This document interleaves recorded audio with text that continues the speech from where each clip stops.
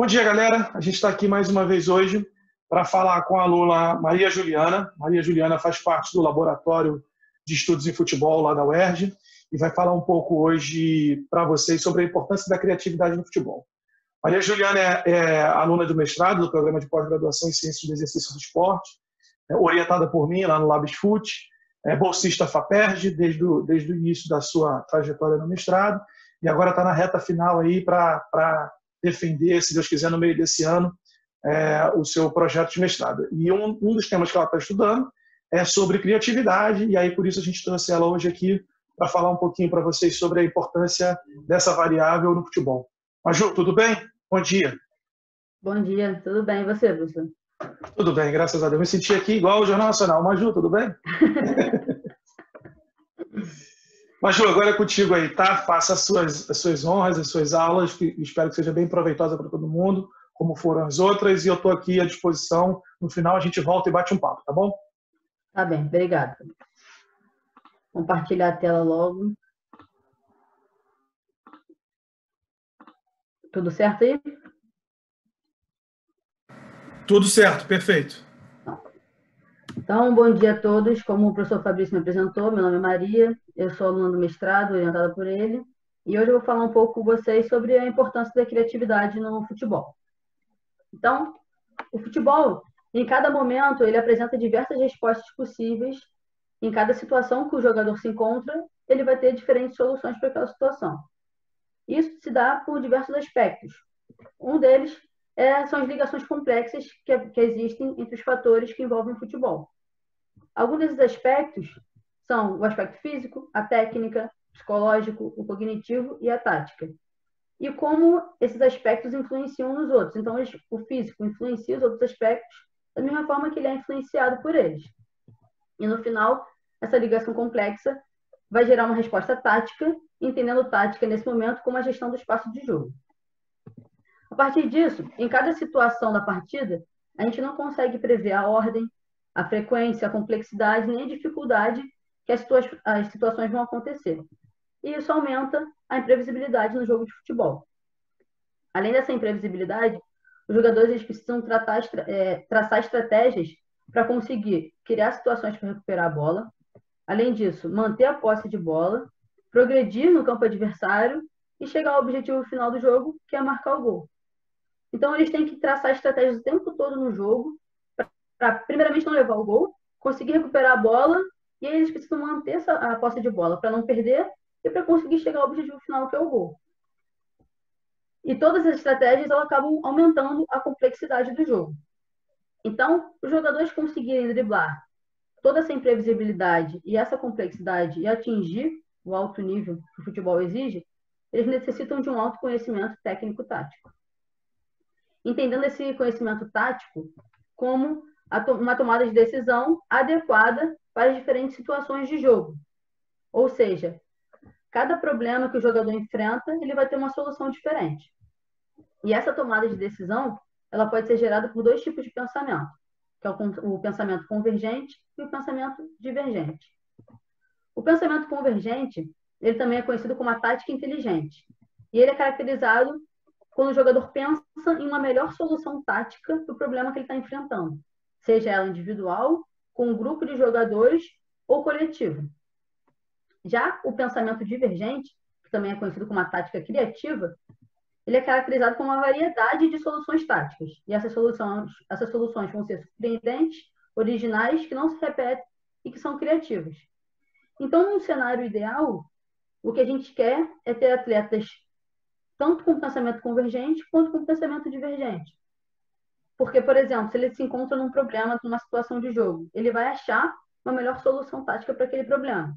Vamos dizer que seja um passe vertical para um companheiro de equipe para conseguir progredir para o campo adversário. Se o adversário corta essa linha de passe e ele também tiver o pensamento divergente, a tática criativa, ele vai ter uma variedade de soluções para conseguir driblar aquele novo problema que ele encontrou, e essas soluções, sendo surpreendentes e originais, elas vão dificultar a ação do marcador, a ação do adversário. Então, o que é criatividade? A criatividade é o pensar fora da caixa, pensar algo fora do comum. resolver problemas específicos de uma maneira nova, inesperada e original. É produzir uma habilidade rara e variável. Além disso, é uma tomada de decisão flexível que sempre vai depender da situação que o jogador está envolvido. Então, a criatividade é quando o jogador cria uma solução tanto inovadora, seja rara e original, quanto apropriada, ou seja, adequada, útil para as diferentes situações de jogo. Importante a gente frisar aqui, a gente não confundir criatividade com firula ou ações que não são apropriadas para aquela situação. A criatividade ela tem que ser inovadora, ela tem que ser rara, mas ela também tem que ser apropriada para a situação que o jogador se encontra. Então, o ser criativo ele é um importante fator de performance no jogo de futebol. Esse artigo feito por Camp Mehmet em 2018, eles analisaram a Copa do Mundo de 2010 e 2014 e a Euro de 2016. Eles analisaram todos os gols da competição e 8 ações que antecederam os gols. Então, 8 ações e mais o gol de todos os jogos dessas competições.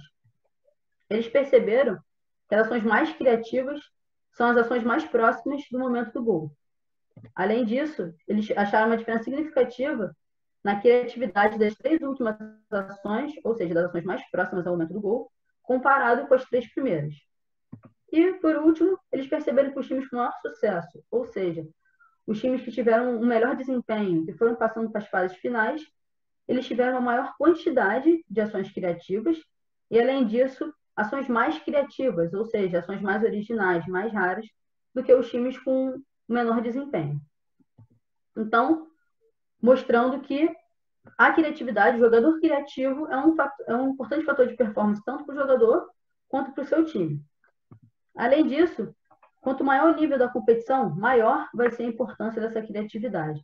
Por quê? Porque a resolução de problema ela varia muito de partida por partida em razão de diversos fatores, como, por exemplo, a importância do jogo, o nível do adversário, se o jogo é em casa ou fora de casa, e o nível técnico do jogador. Então, quanto mais importante for esse jogo, quanto maior o nível for do adversário, mais resoluções de problemas o jogador vai ter que ter. Por mais situações difíceis ele vai se encontrar. Então, quanto maior for a sua criatividade, mais fácil será ele driblar essas soluções, esses problemas que ele vai ter. E quanto mais imprevisível ele for, mais difícil vai ser para o time adversário. Então, qual é a importância da criatividade no futebol? Atualmente, a gente vem percebendo uma crescente pressão dos adversários, principalmente dentro do centro de jogo, ou seja, próximo ao portador da bola e próximas opções que ele tem, próximas a ele, né? A pressão próximas a essas opções. E o que essa pressão vem fazendo? Ela vem diminuindo o tempo e o espaço, ou seja, o jogador cada vez menos tem menos tempo para pensar numa solução apropriada e menos espaço para poder realizar a ação que ele achou mais apropriada para aquele momento. Como a gente pode ver na imagem, jogadores como o Neymar, a gente vê sempre que ele domina a bola, o time adversário tenta botar 2, 3 jogadores para conseguir pressionar ele. Por quê? Porque se ele tem o maior leque de opções para poder tomar a decisão em cada situação, ele aumenta essa variabilidade de tomada de decisão, o que acaba aumentando a imprevisibilidade. Jogadores mais imprevisíveis dificultam mais a ação do adversário, porque o adversário não sabe o que você vai fazer. Então, nesse vídeo, eu trouxe para vocês, vou deixar primeiro vocês observarem o vídeo.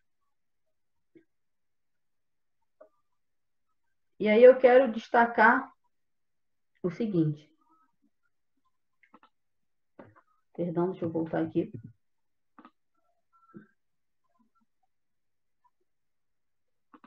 Nesse momento em que o Neymar domina a bola, ele está de costas para o campo do adversário. Então, o que seria uma ação comum? O que eu acredito que a maior parte dos jogadores faria nesse momento? Ele iria dominar a bola e iria proteger a bola desse adversário que se encontra nas costas dele. Com isso, ele iria atrasar o ataque do time dele. E segundo, as opções que ele teria seriam passes para o lado ou para trás, não conseguindo dar um passe vertical e chegar próximo ao gol. E terceiro, que a gente pode reparar que tem 3 defensores voltando em direção a ele. 2 mais próximos. Então, provavelmente, ele seria pressionado por até 3 jogadores, o que dificultaria uma próxima ação dele. Mas, então, o Neymar tem uma ação criativa e diferente, e ele faz um drible criativo e ele sai de uma situação de desvantagem e cria uma situação de vantagem nesse momento, fazendo um 2 contra 1 em direção ao gol adversário. Nesse outro vídeo, a gente pode reparar o passe do Ronaldinho Gaúcho.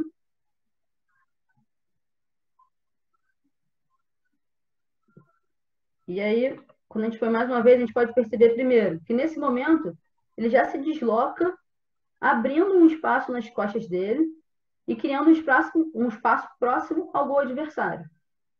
Igual como aconteceu com o Neymar no vídeo anterior, ele está de costas para o gol. Então, se ele domina essa bola, a única opção de passe que ele ia ter é para o lado ou para trás, não um passe vertical em direção ao gol.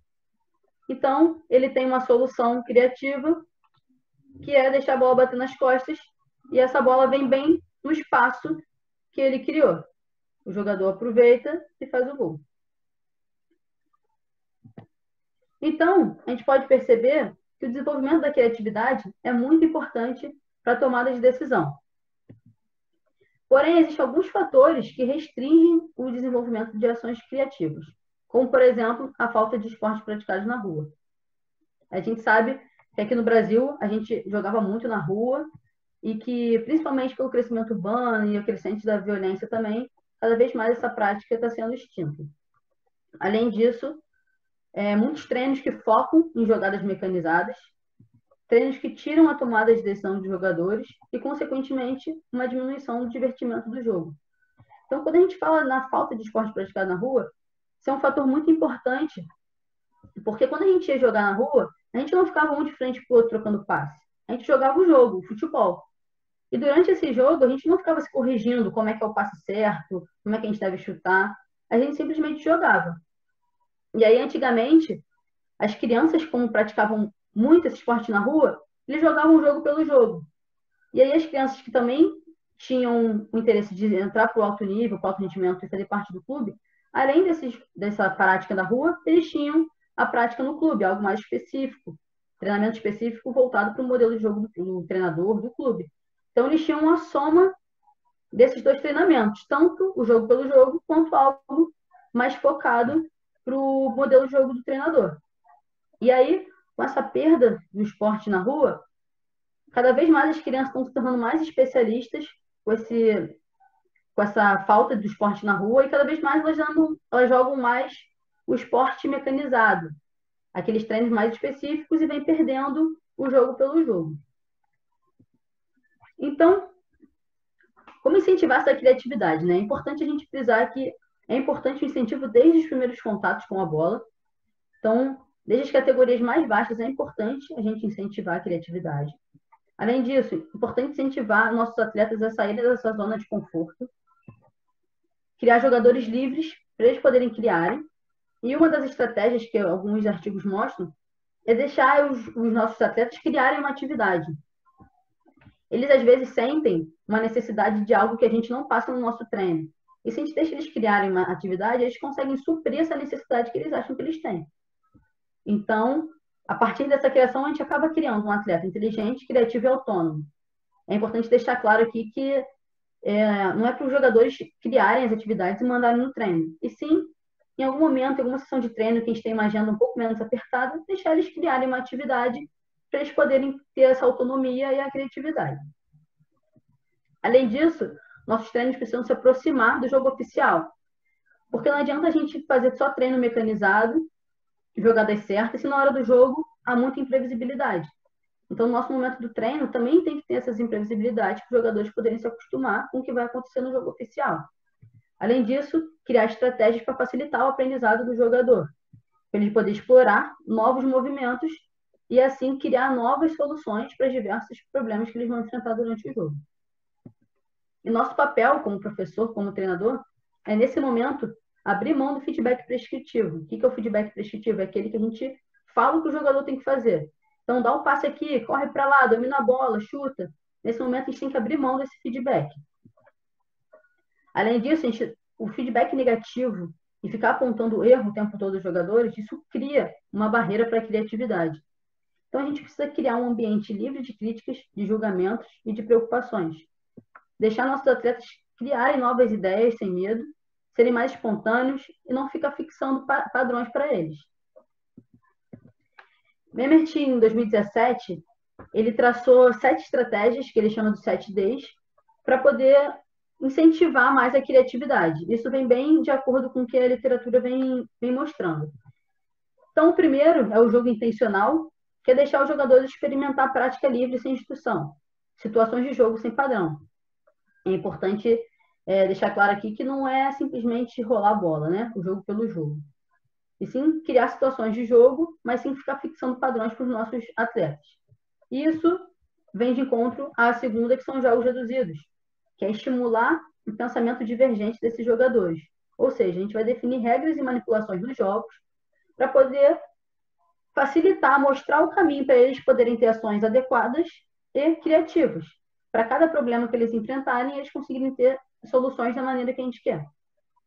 Além disso, diversificar. Ou seja, a vivência de diferentes situações, ela aumenta a variedade de soluções diferentes. Então, quanto mais problemas diferentes eu enfrentar, mais soluções diferentes eu vou ter. Além disso, apesar do futebol ser jogado com os pés, é importante a gente também diversificar a maneira como a gente aplica algumas atividades. Por exemplo, a gente pode fazer atividades com as mãos, com objetos, porque essa tática ela consegue ser transferida. Por exemplo, se eu faço o jogo com as mãos e meus jogadores têm que trocar passe. Para eu poder trocar passe, meu companheiro de equipe precisa criar uma linha de passe. E essa tática ela consegue ser transferida para o futebol. A memória intencional. Ela quer dizer que o nosso processamento de informação ele é limitado. Então, se a gente joga muita informação ao mesmo tempo, o jogador não consegue processar tudo e as informações relevantes podem ser perdidas. Então, o ideal é que a gente fale menos informação simultânea possível e que nelas sejam contidas mais informações relevantes, para ele poder fixar bem essas informações relevantes. Além disso, a gente precisa também entender que as instruções que os treinadores dão, elas podem guiar a atenção e facilitar a tomada de decisão. Então, a gente pode mostrar o caminho que o jogador tem que seguir e isso vai acabar facilitando a tomada de decisão dele. E aí vem a intervenção intencional. Como eu disse, as intervenções elas conseguem controlar tanto o foco do jogador quanto as situações de jogo. E alguns estudos já mostram que se o jogador focar 100% da sua atenção no jogo, ele consegue melhorar e ter mais soluções inesperadas durante o jogo. Então, não é necessário que o treinador fique dando dica o tempo todo, porque além dessas dicas mostrarem o caminho para o jogador e tirarem a tomada de decisão dele, essas dicas ainda diminuem o foco do jogador no jogo. E se o jogador focado no jogo consegue melhor solução e soluções mais originais, não tem por que a gente ficar tirando o foco dele do jogo nesse momento. Além disso, a motivação intencional. Ele fala que quando o jogador recebe um feedback positivo por ter feito uma ação sem algum aviso prévio, sem uma instrução prévia, ele fica mais satisfeito do que quando ele faz uma ação para evitar um resultado negativo. O que eu quero dizer com isso? Se o jogador se depara com um problema e ele consegue solucionar aquele problema sozinho, sem nenhuma dica do treinador, ele fica muito mais satisfeito do que no momento que ele se depara com um problema e o treinador começa a dar dica de como solucionar aquele problema. E aí ele vai simplesmente evitar o resultado negativo que o treinador já avisou. Então ele fica mais satisfeito quando ele consegue ter essa autonomia e essa tomada de decisão sozinho. E essa satisfação aumenta as ações criativas do jogador. Por último, o treinamento intencional, que vai muito de encontro ao jogo intencional e aos jogos reduzidos, são treinos com tarefas centradas em instruções e ambientes específicos, ou seja, criar regras para os jogadores poderem atingir o objetivo específico daquela atividade. Além disso, ter mais horas de treino voltado para jogos, deixar os jogadores jogarem. Eu trouxe aqui 4 artigos para a gente discutir um pouco, e o primeiro artigo, da SAR em 2018, eles fizeram uma intervenção e eles utilizaram um jogo com objetivos diferentes para conseguir ver o desenvolvimento da criatividade e do comportamento tático. Então, eles pegaram jogadores do Sub-13 e do Sub-15, foram 40 jogadores lá de Portugal, e foram 5 meses de intervenção, tudo com jogos reduzidos. E eles foram divididos em 2 grupos, o grupo controle e o grupo experimental. O grupo controle, ele teve progressão das atividades, manipulação para facilitar o comportamento, repetição de movimentos, e o objetivo era praticar a técnica como descrita no livro. Já o grupo experimental não teve manipulação para facilitar o movimento, não teve progressão nas atividades, sem repetição, e eles eram incentivados a improvisar novas ações o tempo todo. E, além disso, não havia correção de possíveis erros. Após os 5 meses de intervenção, eles perceberam um aumento na tentativa e na originalidade. A tentativa é quando o jogador faz uma ação fora do comum, uma ação criativa, mas ele perde a posse de bola. Ele não tem sucesso com aquela ação. E a originalidade é uma ação rara, nova. Porém, onde apresentou uma maior diferença significativa foi na versatilidade. A versatilidade são as ações fora do padrão, mas são ações que a gente vê um pouco mais do que com as originais. Por exemplo, um passe de letra, um passe de calcanhar, são ações fora do comum, mas que a gente vê um pouco mais. Esse próximo artigo, ele fez a comparação do conhecimento tático processual em jogadores de futebol, comparando categorias e estatuto posicional. Então, ele comparou sub-14, sub-15 e sub-17, foram 221 jogadores aqui no Brasil e também fizeram através de jogos reduzidos. E eles perceberam que quanto maior a idade, maior é o conhecimento tático processual criativo dos jogadores, ou seja, o sub-17 deu diferença significativa para o sub-15 e para o sub-14, e o sub-15 deu diferença significativa para o sub-14. Além disso, em relação ao estatuto posicional, os meias são mais criativos que os zagueiros. Já nesse outro artigo, eles pegaram os profissionais e os semiprofissionais, foram 40 jogadores lá da Inglaterra, e eles avaliaram a criatividade através da simulação por vídeo. Então, os jogadores viram uma sequência de 20 vídeos, e cada vez que o vídeo parava, o jogador analisado tinha que se colocar no lugar do portador da bola e falar qual a decisão que ele tomaria naquele momento. E aí, através dos resultados, os autores dividiram em 2 grupos, mais criativo e menos criativo, e eles perceberam que o grupo mais criativo teve uma maior pontuação total em relação à criatividade. Além disso, teve mais ações originais, então foi maior a originalidade, a versatilidade e a eficácia. Lembrando que a originalidade são as ações originais raras, que quase nunca acontecem. Versatilidade são as ações fora do comum, fora do padrão. E a eficácia é, independente de ser criativo ou não, o jogador ter sucesso na ação dele. Além disso, eles observaram que os jogadores mais criativos, eles conseguiam perceber mais rapidamente quando os jogadores da própria equipe já estavam ou estavam correndo para uma posição de ameaça. Ou seja, no momento que eles percebiam isso, eles conseguiam perceber se aquele passe seria bom ou ruim, se eles iam conseguir dar um passe e o seu companheiro de equipe logo em seguida iria perder a bola.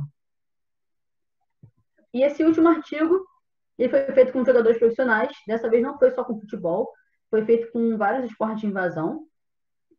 Foram 72 jogadores na Alemanha, e os treinadores que já conheciam esses jogadores previamente, dividiram eles em 2 grupos, o grupo mais criativo e o menos criativo. E esses jogadores responderam questionários sobre a sua prática no esporte. Então, algumas perguntas foram quantos anos eles praticam esporte, quanto tempo eles gastam em jogos livres e em jogos mais organizados, voltados para o treino técnico, para a força. E eles perceberam que não houve diferença para o tempo de prática em relação ao grupo criativo e ao menos criativo. Porém, o que chama atenção é que os jogadores mais criativos, eles gastaram mais tempo em jogos livres sem padrão do que os menos criativos. E isso acontecia desde antes do sub-14. Então, desde criança, eles gastaram mais tempo em jogos livres do que o menos criativo, quando comparado ao treino organizado, ao técnico e à força. E é importante frisar aqui também que não houve diferença entre os grupos quando comparado ao treino organizado, técnico e força, que também são treinos importantes para o futebol. Então, eles não apresentaram diferença. Então, eles gastaram o mesmo tempo nessa prática do treino organizado, porém, os mais criativos gastaram mais tempo com jogos livres. Então, agora que a gente já percebeu a relevância, a importância da criatividade no futebol, também é importante saber como a gente pode avaliar essa criatividade. Já que a gente tem avaliação física, avaliação técnica e tática, também podemos avaliar a criatividade dos nossos jogadores. Então, eu trouxe para vocês 3 avaliações diferentes. A primeira é o teste de vídeo, que o jogador, como mostrei no artigo anterior do ROC de 2020, eles observam vídeos com situações de jogo com posse de bola, e eles devem se imaginar como portador da bola e achar uma solução. Ou seja, Ele está vendo o vídeo, no momento que o vídeo para, ele tem que se imaginar, ele tem que se colocar no lugar do portador da bola e achar uma solução. E essa solução, ele pode falar as soluções que ele tem, as opções que aquele jogador teria. Ele pode demonstrar, então ele tem uma bola e ele faz a ação na bola para tentar trazer mais próximo à realidade do jogo. E ele pode tanto demonstrar quanto falar. Ele realiza a ação com a bola e depois ele afirma aos avaliadores qual foi a ação que ele realizou. E eles são sempre informados antes do teste a fazer essa ação o mais rápido possível, a responder aquele estímulo o mais rápido possível. O próximo é o CBATS, que traduzido para o português é a análise do comportamento criativo em esportes coletivos. Então, ele avalia o comportamento criativo individual e ele analisa a técnica de ações ofensivas, ou seja, no passe, no drible e na finalização.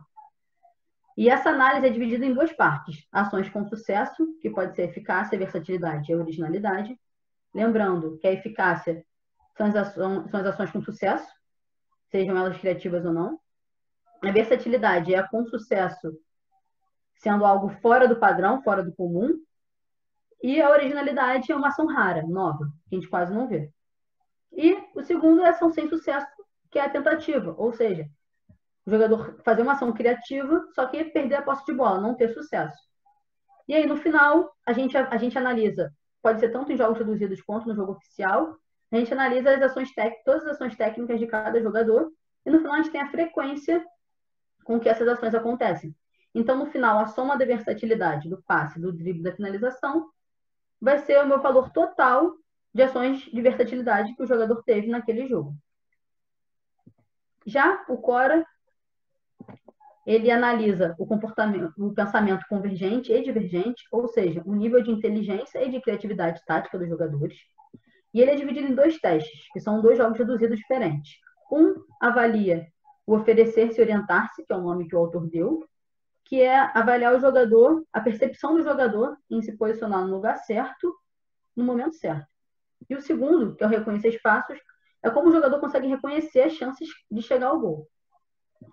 E aí, diferente do instrumento anterior, é uma pontuação única, o avaliador observa o jogador durante todo esse jogo reduzido e no final ele dá uma pontuação, que pode ir entre 1 e 10.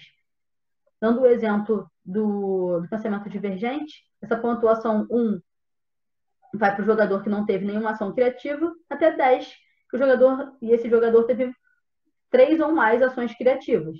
E qualquer coisa entre eles vai variando entre 1 e 10 a pontuação desse jogador. Então, chegando ao final, é importante a gente entender que a criatividade ela vai permitir que o jogador tenha diferentes formas de alcançar o sucesso, ou seja, a eficácia. E alcançar de diferentes maneiras, ser versátil, para então conseguir realizar uma ação nova e única e ser original. Importante frisar mais uma vez aqui que a criatividade que a gente quer no nosso jogador não é a firula, não é o drible pelo drible, não é aquela habilidade, aquela ação bonita pelo espetáculo, e sim que ele alcance o sucesso de diferentes formas para poder dificultar a ação do adversário, para então conseguir realizar ações novas e cada vez mais se tornar mais imprevisível. Importante dizer que nem sempre essa ação diferente nova é a melhor opção. Às vezes, a melhor opção é um passe comum para o lado ou para frente, para poder buscar o gol adversário. Então, nem sempre essa ação diferente ela é necessária.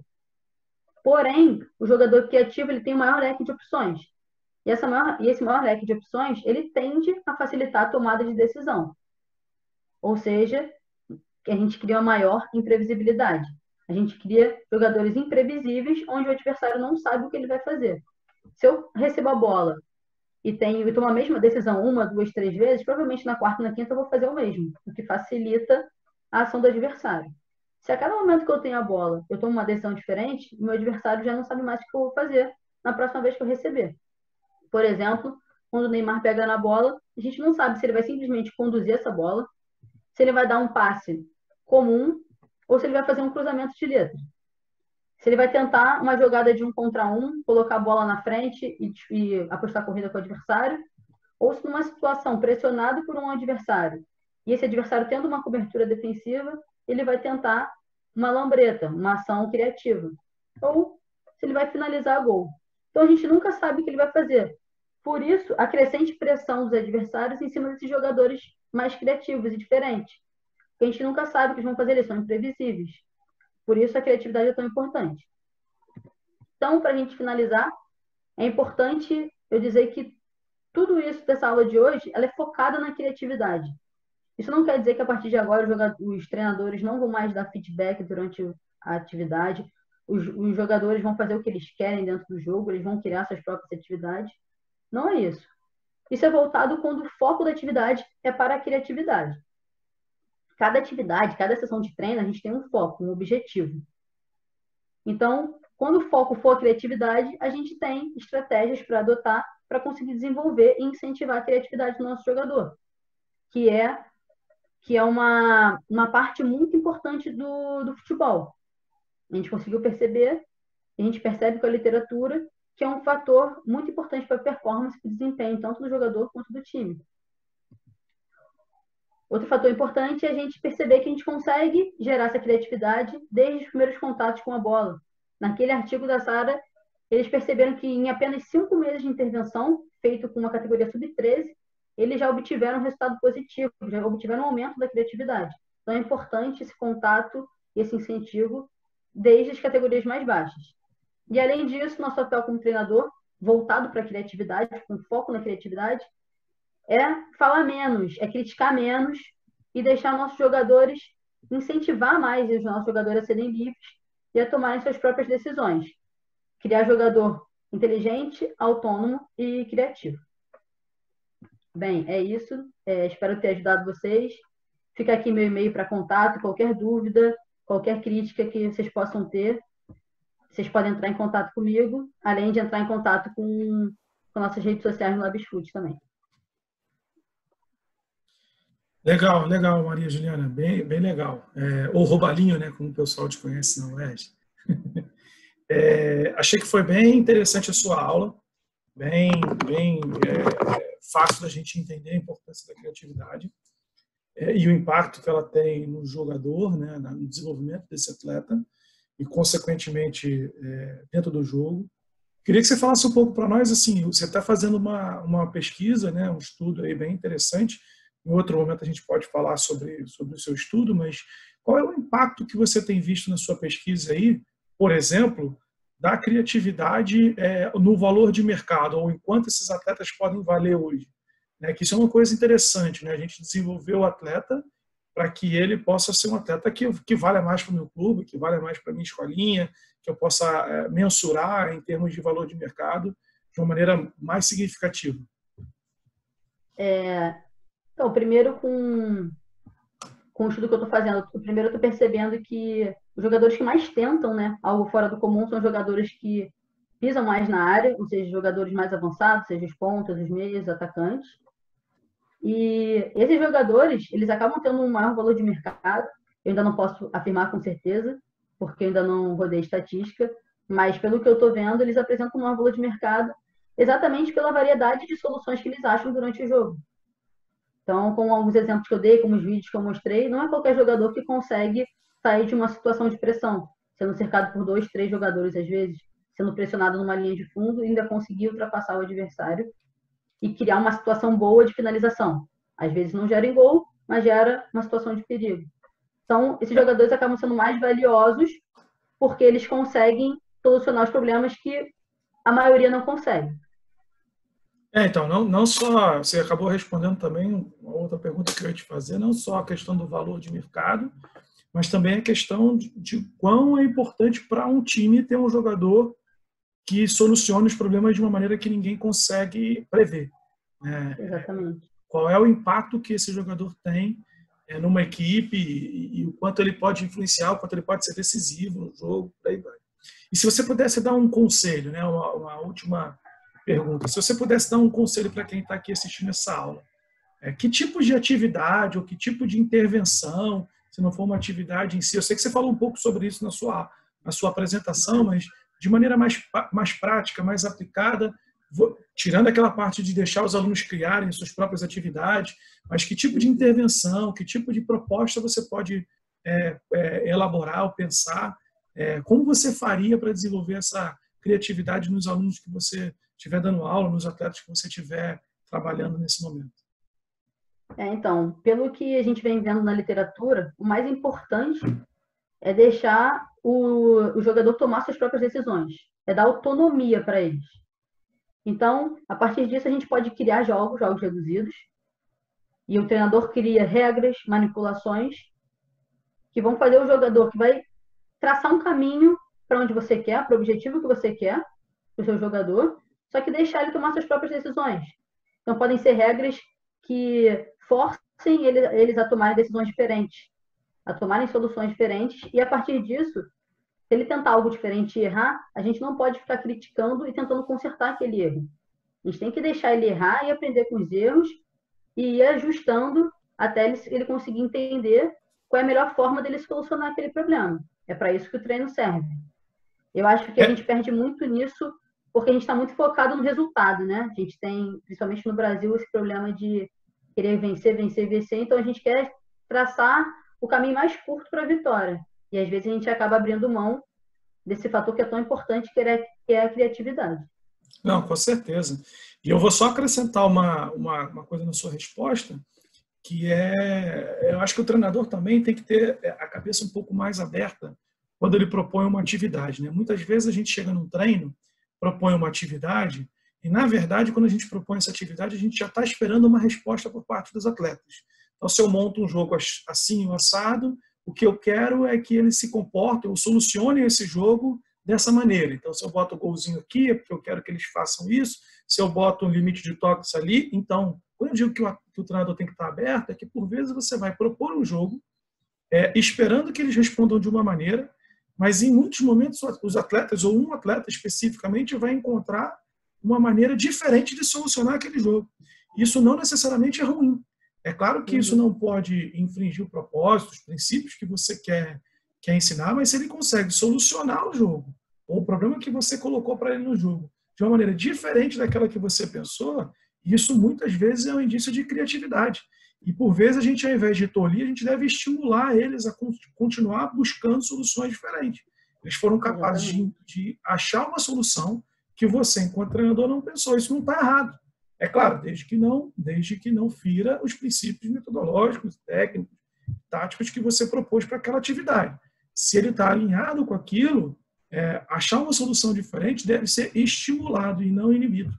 E muitas vezes a gente chega num treino e, às vezes, sem pensar, sem refletir, o atleta acha uma solução diferente para aquele problema que você propôs e você inibe essa solução. Você diz que não é assim, é assado. Isso acontece muitas vezes e é um exercício quase que diário que os treinadores têm que fazer de refletir sobre a atividade que ele propôs e os desfechos que ele tem em cima daquilo ali. Só para acrescentar. Então, eu acho que é uma questão que tem que ser pensada diariamente. Não sei se você quer complementar. Até porque, só para complementar, se a gente espera que todos os jogadores tenham a mesma solução para os nossos problemas, a gente vai acabar mecanizando aquela solução. Então, na hora do jogo, a gente está só facilitando o adversário e dificultando a nossa vida. E isso é uma coisa que eu vejo na minha prática, assim, dos anos que eu tenho de experiência, muito nos treinamentos, muito. A gente pensa que, eu vou estimular a criatividade, então vou fazer um jogo reduzido, onde não vai ter o mecanicismo, né? O tecnicismo ali da ação. Então, eu estou estimulando a criatividade. Por vezes, a gente pode ter uma ação contrária, né? Se eu estou já esperando que ele realize uma ação X, Y, Z, e toda vez que ele não realiza essa ação X, Y, Z, eu vou inibir a ação dele, isso também está tolhindo a criatividade dele. Na verdade, eu estou querendo que ele pense da maneira como eu estou impondo, e não da maneira como ele interagiu com o jogo e está achando aquela solução. Isso é muito bacana também, não é fácil. Por isso é tão importante não só pensar no jogo, como em como você vai lidar com o jogo, as suas intervenções, seus feedbacks durante aquele treino, né? É uma ação, é uma intervenção pedagógica que tem que ser intencional, desde da elaboração até a atuação ali na hora do treino e, obviamente, uma avaliação pós-treino, né? Daquilo que eu fiz, daquilo que eu falei, daquilo que eu intervi. Às vezes a gente age ali no impulso e erra, não tem problema nenhum. Nós somos seres humanos, a gente precisa refletir sobre essa prática para não cometer esses erros novamente. Então, acho que é uma observação bem interessante ali e não é fácil. Não acha que a gente está falando aqui, vai sair daqui amanhã, vai chegar quando acabar essa quarentena e aplicar um treino e vai já conseguir fazer, porque não vai. Isso é um exercício diário, uma reflexão diária. É difícil pra caramba. Às vezes é uma desconstrução, né? Exato. Mas é a nossa profissão, né? A gente não tem receita de bolo, a gente não tem uma prática que seja melhor do que as outras. A gente tem uma reflexão, que a gente incentiva uma reflexão diária sobre aquilo que a gente tem feito. Tá bom, Maria? Muito obrigado pela sua aula, pela sua apresentação. Não sei se você quer fazer mais alguma observação aí, mais alguma consideração. Não, acho que a gente já falou tudo. Só é importante realmente a gente sempre estudar e ler para a gente conseguir cada vez mais melhorar a nossa prática, né, e melhorar o futebol, que a gente está precisando. Com certeza. A gente precisa de cada vez mais ciência dentro do futebol. Bom, é isso, galera. Fiquem atentos aí. Nas próximas semanas a gente vai ter outros temas, outras discussões, outras palestras. E lavem as mãos, fiquem em casa, se cuidem. Daqui a pouco isso tudo vai passar. A gente vai estar presencialmente discutindo sobre isso tudo novamente lá na UERJ. Beleza? Um abraço a todos aí. Até a próxima.